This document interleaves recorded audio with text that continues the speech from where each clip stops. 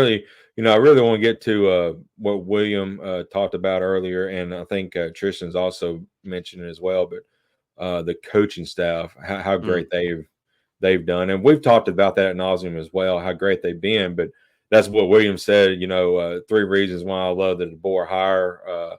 He was able to keep the majority of the staff from Saban. We have a better coach staff than last season, especially on offense, and Bama's still recruiting at a high level now. Stacey, we talked about the recruiting thing, I think a couple weeks ago, or pretty much our last show, I believe, talking about recruiting a little bit. But we feel like any coach can recruit at a high level at Alabama, because of the scripted A. I mean, that means something in the sports world, in the football world, to where the scripted A, because the history that involves with wearing that scripted A that comes with it. So I think any coach can be successful here and recruit at a pretty decent level. But there's something about DeBoer that I think he just has that swag, that recruits like him, because yeah. every time he's taught so far, he's just been just no nonsense, kind of like Saban, but with more of the lesser tone, I should say, is like, come to Alabama and what he's done to keep not only the majority of the staff, but majority of the players. Yeah. That message he gave them in that locker room resonated with the majority of them, and they stayed. So he just got that swag that I really like DeBoer for another reason as well, is because when we was looking to hire a replacement for Saban, he was like, I got to follow the greatest coach in college football history. I'm not scared. I'm going to take it and I'm going to run with it. He's like, I'm going to keep. He's still here. I'm going to listen to his coaching points that he has for me. But overall, this is my team, and I'm going to do what I want with this team. But I'm still going to let the greatest coach of all time interject some wisdom into me. Yeah, and DeBoer made so many like just subtle moves with Mm-hmm. his coaching staff that look, being able to keep Robert Gillespie and Freddie Roach were Yeah. huge. You're also, keeping some staff personnel like Ha Ha Clinton Diggs and those top players as well or coaches were really important for the Alabama culture Right. and the Alabama kind of tradition and what it means to be at Alabama within the football program.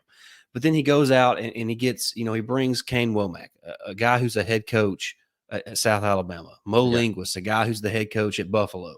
So guys that know what it takes to run a program, Mm-hmm. guys who are elite recruiters, who know what they want, who understand what it takes to build a program. That's huge as well. Mm-hmm. Jamarcus Shepard is one of the best receiver coaches in the country. You talk about a guy who knows what it takes to motivate players, get the most out of his players. That is Jamarcus Shepard. Colin Hitchler, another good defensive back coach and co-defensive coordinator from Wisconsin, who does a great job of recruiting the DMV area, so he knows how to get that done. I like Brian Ellis there as a tight ends coach. Getting Coach Cap on the offensive line is huge. I think he's one of the most underrated offensive line coaches in the country.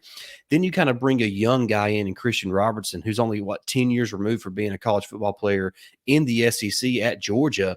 Mm-hmm. And so, he can relate to these young guys. Coaching the outside linebackers, a position groups is going to be really critical for the success of this defense. So just those moves is just, I mean, he just did such a phenomenal job of putting a staff together. And this is look, absent Nick Saban, this is one of the best coaching staffs Alabama's had in about 3 or 4 years. I Really, agree. since Coach Sark was on staff and that entire group, I'm not sure we've had this good of a coaching staff since then. Yeah, I agree, Stacey. And you brought up, two points about getting former coaches. They left being head coaches to come to Alabama to be coordinators. I mean, that says something.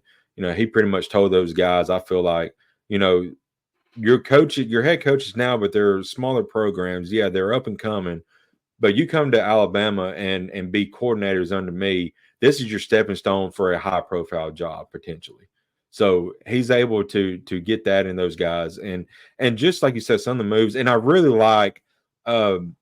we had the whole issue with offense coordinator coming in, then leaving out Grubb. But I really like Nick Sheridan. I feel like we're going to be okay under him. I think he's going to have some good things, some positive things to instill in the coaching or in the playbook. But overall, that offensive mind comes from Kalen DeBoer. So I want you, don't fret on the offensive, play calling, because it's still Coach DeBoer who is in that mindset and pretty much has the last say in the offensive game plan. Yeah, and keeping, I think I should have mentioned this earlier, keeping the support staff like Jeff Allen and David Mm-hmm. Ballou as well, Yeah.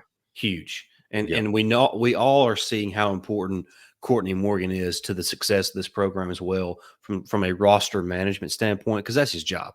Right. He has to manage the roster, both guys that he's wanting to bring in, Mm-hmm. and then trying to roster retention to me is as big as recruiting now. I mean, you have to be able to keep the guys that you want to keep on your roster, and that's kind of the role that Courtney Morgan plays. And man, that dude is busting it, and he is doing a fantastic job. And I think he does a great job of connecting with these players, both to retain what they have there in Tuscaloosa, and then also being able to scout and find the type of players they want to implement into the system they have there in Tuscaloosa. So the impact that Courtney Morgan is going to have on this program cannot be overstated.